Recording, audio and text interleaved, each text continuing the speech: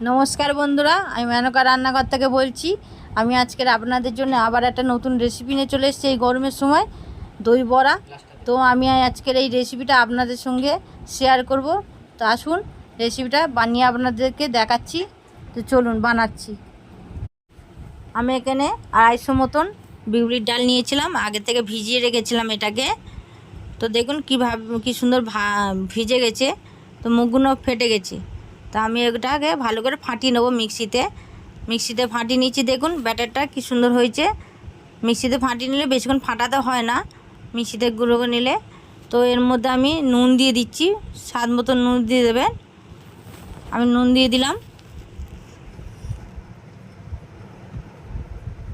এটা আমি দই নিয়ে নিয়েছি, 400 মতন দই নিয়েছি। আমি মিক্সিতে ফাটিয়ে নিচ্ছি দইটাকে ভালো করে। মিক্সিতে দইটা ফাটিয়ে নিয়েছি, দেখুন কী সুন্দর। এইভাবে ফাটিয়ে নেবেন, পাত্রের মধ্যে ঢেলে রেখেছি। এই যে এইভাবে ফাটিয়ে নেবেন। এবার আমি দিয়ে দিচ্ছি ওতে চিনি।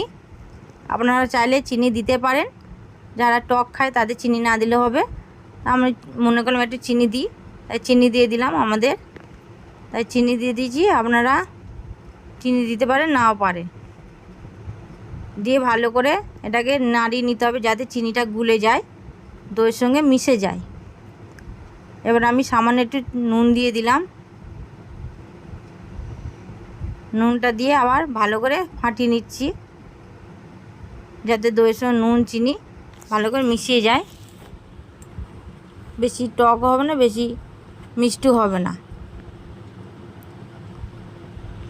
এবার আমি দিয়ে দিলাম এর মধ্যে একটু মশলা, জিরে আর 2টো শুকনো লঙ্কা। আমি কড়াইতে ভালো করে চাটুর মধ্যে শুকনো করে কড়াই ভেজে নিয়ে আমি গুঁড়ো করে রেখেছিলাম, সেটাকে আমি 1 চামচ দিয়ে দিলাম।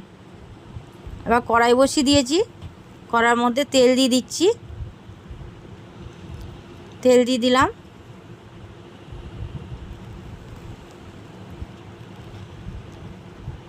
দেখুন তেলটা গরম হয়ে আসছে। এবার আমি বাটারটা দিয়ে দিলাম, ফাটিয়ে রাখা ডালটা আমি দিয়ে দিলাম। দেখুন কড়া গরম হয়েছে, আমি হালকা আঁচে এটাকে ভাজবো।